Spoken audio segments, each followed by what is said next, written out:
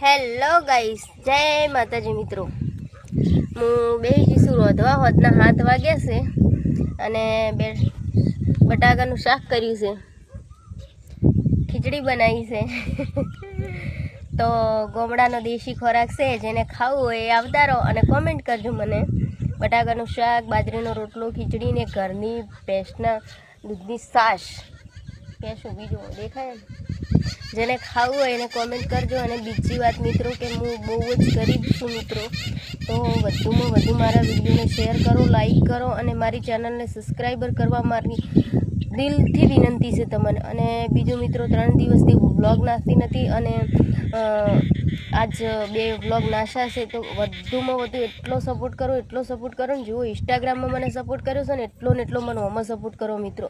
જોઈ લો મારું ઘર મિત્રો, આ ઘરને તમારા સપોર્ટથી